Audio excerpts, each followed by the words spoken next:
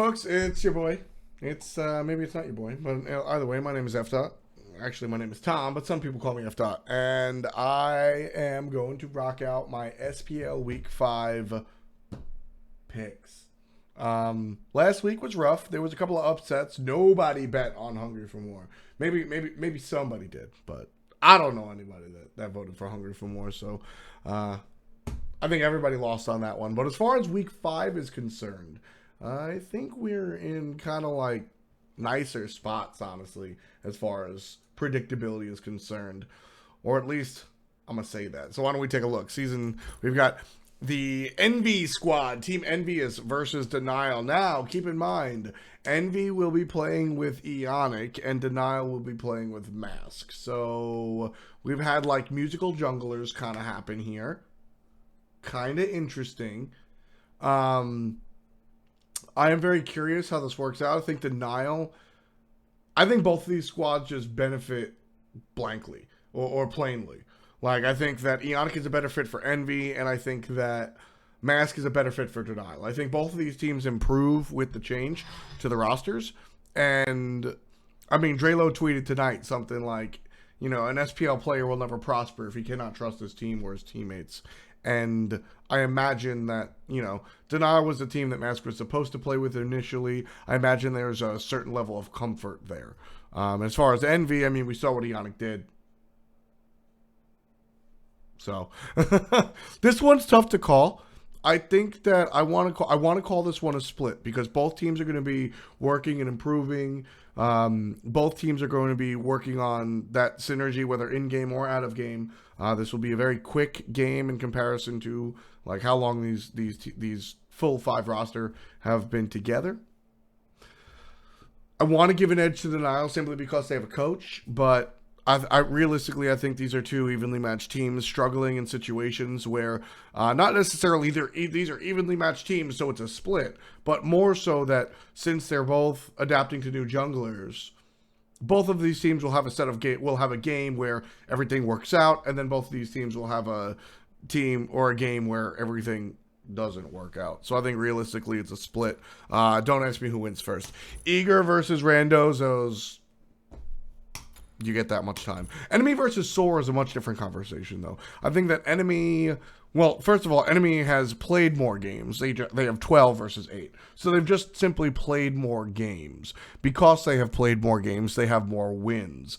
I don't think that the 9-3 of Enemy is any more threatening than the 5-3 of Soar. And if you want to drill it down into the individual teams, I think that both of these teams are... They're good squads, right? They're top tier in North America, excuse me. So if you take a look at Enemy, it's the 3 rookies plus Pain and Chaos, and if you look at Soar, it's all these guys that have historically been relatively good, and you know the whole storyline about Soar. I think that Soar versus Enemy is the real test to see if Enemy is a true top tier team. Enemy is a premier team, I should say. Enemy is a top tier team. They are one of the best teams. They're number 1. But I think that, their strength of schedule earlier on, judging on, if we take a look at, can we look at this? Yeah, if we take a look at earlier on, you see that Enemy 2-0'd LG in the first week, which LG wasn't on full octane. And then you see that Enemy beats Randozos. Enemy splits with Denial. Enemy goes ahead, and they don't play this week, actually. But the 4th week, Enemy went ahead and they beat Envy, right? So Envy is sort of like the first step in that direction, saying, "Hey, we're a premier team." To be fair, I think Envy has struggled a little bit. So Enemy versus Soar. I think Soar and Eager are the two real pieces of opposition for Enemies to solidify themselves as a premier team in North America. And we saw Enemy lose to Eager plainly, like very plainly. And that was a little upsetting for me. I think if Enemy beats Soar here, that they wind up really being, okay, they are not just a top team, but they're a premier team. With that said, I think Soar is going to make it very difficult. And seeing the way Eager played against this squad, I think that Soar plays very similarly against this squad. I think that Enemy has some struggles. I do think they're able to find a win, but I don't think it comes easily. I think it comes in the classic Enemy style of a very long game and a very drawn-out game, and they win in the end game. And then Soar, I think, will just win one. Now, Dig versus Torpedo, I think I could dismiss this as easily as I did Eager versus Randozzo's, to be completely honest with you. And that is not speaking lowly of Torpedo like I was with Rando, but instead speaking highly of Dignitas. I think that Torpedo has made some wins, especially recently, that have shown you that they are a team to really be... You can't count them out. Splitting with Fanatic, now Fanatic's not a great team at the moment, but splitting with Fanatic is still something of note. And then in the week prior, in week number 3, Torpedo, they lost to Hunger for More, so that's not exactly a good thought. But watching the way they played, and you got to think, everything doesn't always wind up on the scoreboard. And when it comes to Torpedo, I think the steps in the right direction that Torpedo made in week number 4 was a nice inkling. But Dignitas is very, very hot right now, despite losing one to Leftovers. I think that Dignitas is still hot. I think that they're still a gifted team. And Dignitas is too good for Torpedo to find their footing in this match. Crowd control, or I always call them crowd control. Wishful thinking, man. Cringe Crew versus Leftovers, I think, is another one of these very evenly matches, similar to Envy and Denial. I think you have two upper middle class teams, if you will, here. 5-5 and 4-6 are they're virtually identical. Clearly not, but I mean, as far as like how those games went, a couple of those games, very easily Leftovers could be 5-5, and very easily Cringe Crew could be 4-6, right? That's what I'm trying to say here. And when it comes down to this matchup, Cringe Crew versus Leftovers, I think what it comes down to is Leftovers will find 2 wins here. I think Leftovers finds 2 wins here. And this will be Cringe Crew's first real taste of adversity. Now, this is my stretch pick. I like to do a stretch pick every week, and I think this is my stretch pick. I think that Cringe Crew versus Leftovers winds up going 2-0 to Leftovers just because. I think that these are very evenly matched teams as far as raw skill is concerned, and the dual lane of Cringe Crew, specifically Shaggy Shank, has been very hot. But as a whole, I think that Leftovers as a whole is a little bit more cohesive than Cringe Crew. And plus, I mean, the Cringe Crew, right, they brought in Axios, and I don't know if they're going back to Soggy Sandal anytime soon. The fluctuation in their solo lane hasn't been an issue, but I think it could be an issue. And so, I understand if you have this splitting. I think the easy choice here is split. But this is one of my stretch picks, and I think that Leftovers can 2-0 this. I have faith in Young Badgie. Pantera versus Fanatic, sorry, bro. I love Reels so much, and this actually really pains me that it's just that simple. But Fanatic goes into double digits of losses on Friday, and that kind of really sucks. I never thought I'd see Fanatic this low in the standings, and something's got to give. And I do think it's temporary. I'm not the Fanatic apologist that's going to sit here and go, oh, they just need more time. It's week 5. Like, this is the time. But sorry, you're up against Pantera. Quite frankly, Pantera, GG. Paradigm versus Hunger for More. Again, I think this is very simple. Hunger for More now 3 wins in. They don't just have that single, so they have 3 wins now. They're 3-7. Does Hunger for More steal another game off of Paradigm? I don't think so. I think that Paradigm was in a situation where they split with Cringe Crew. You saw game 1, whatever strat leaks or whatever, irrelevant. You saw what happened game 2, and Paradigm was like, gloves are off, let's go. I don't think Paradigm gets fooled again.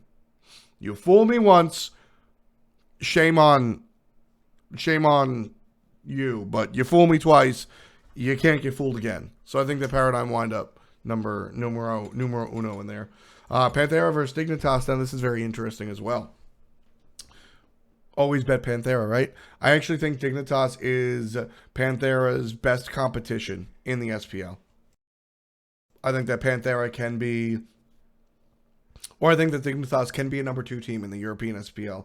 And I think that Pantera could lose to Team Dignitas.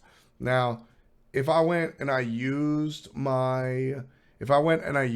my stretch pick somewhere else, like if I didn't say Leftovers was winning over Cringe Crew, I'd probably just go Dig. Or go split. I would never go Dig over Pantera. But I realistically do see Team Dignitas winning a game here. I think you go Pantera to be safe. I think you go Pantera to be safe. But I won't call you crazy if you wind up on the split. And in fact, I want to put this as a split. I really and truly think Team Dignitas can beat one game of Pantera. I want to put this as a split, so I will. That's the stretch pick. That's the stretch pick for this week. Pantera and Dignitas split down the middle.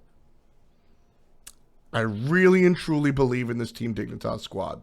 I really do. This Team Dignitas squad is so good, man. Realistically, I don't think that they can 2-0. I don't think that's a possibility. But realistically speaking, if you just take a look, I mean, this is Paradigm. That didn't work as I wanted it to. We'll try this again. Realistically speaking, I mean, let's take a look. This team... Let's skip Irons. Suntouch has been performing absolutely fantastically. He has played his face off. He has put every single hater to shame. So much so that he is getting respect bans on a god like Bacchus. Please ban Bacchus. Basically respect bans.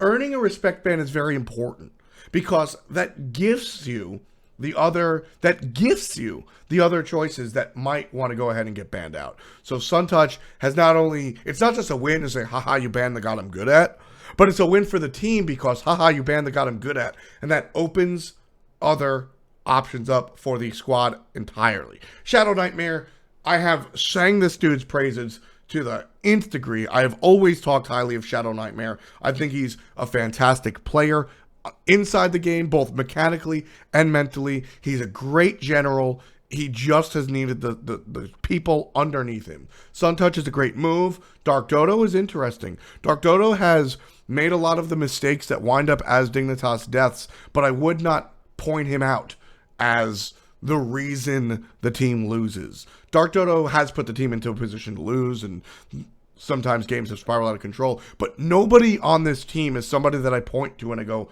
that is a problem. Which used to be the case for Frostiak. Last year, I pointed Frostiak as that is a problem. Variety suffered a lot in the solo lane. And make no mistake, a big part of what happened in the solo lane for Dignitas last year was a part of the jungle. Frostiak had a lot of issues, and some of that stemmed from Prezi, and that's a conversation for a different time. But Frostiak has not struggled as much as we've seen him struggle in the past. Suntouch is a fantastic addition, not just hitting the ground running, but hitting the ground sprinting. Shadow Nightmare has always been strong. Dark Dodo is the one question mark on this team, but he's basically doing his job. Sometimes he goes off the reservation and picks like a Loki or something, but whatever, man. And then Irens is a dude. First of all, I love Renz. Renz is one of my favorite people in the SPL. He loves the game. He cares. He tries hard. He's always giving it his all, and I really respect that. There used to be a but in this conversation. Irens isn't that good. And while Irens is definitely not the number one hunter, one of the things that always happened with Renz has been the situation where people say, oh, but he tears it up in scrims, but when it comes time to actually perform, he just doesn't do it well. And this season, we've seen more of Renz. Now, I'm not saying he's the number one stunner. He's not the dude. But he has made the improvement to the point where if you look at the rest of his squad and what the rest of his team is able to do, these 5 members can create something great. And I can't believe I'm saying this about Team Dignitas, a team that at the beginning of the season, I painted them as number 8. 8. I wrote, feels bad, man, Natas. I thought this team was not going to succeed. because of how they've performed in the past. But the players that have underperformed in the past have stepped it up and have created a situation where Dignitas can be a winning environment. And so, coming back to it, I think all of those facts make the Team Dignitas split with Pantera an actual reality. I am acknowledging that this is a split, or that this is a stretch. I'm acknowledging that this is not the easy way out. You can pick 2-0 Pantera and I won't make fun of you. But I realistically think that Team Dignitas splits this with Pantera. LG versus Luminosity. Now, if Dare to Care was on the team, I would say this could be a split. But Dare to Care is not a member of Team Allegiance anymore. I don't know if it was his choice, the team's choice, or otherwise. But Mr. Makey will now be the support for Team Allegiance. I think Mr. Makey absolutely needs a warm-up time. Laz's and Incon have been working pretty well. Laz's specifically. Matty Pocket has been very, very good. Very, very good. You guys know exactly how I feel about the Pickler. But I think Mr. Makey, whether or not it's a positive in the long run for the team, which I probably believe it is, believe it or not, will definitely be a one step backwards, two step forwards type deal. If Mr. Makey proves to be positive in the long run, I don't think that he's positive in the short run. So, I think this goes Luminosity 2-0. Pretty hard. Oops, I'm scrolling. Here we are. Nope. This is what I want. Soar versus Allegiance. I think that Soar versus Allegiance is another situation where Allegiance like, sorry man, this just isn't your week. You made a roster change on the week that you go into the hardest opponents. Your hardest opponents is the week that you're going to that you're going into with a roster change. I think that's a little bit rough. I think that's a little bit lot of rough. In fact, if this wasn't Dare to Care's choice to just eject, pull the ripcord and eject, I kind of think this is a misplay on Allegiance's part.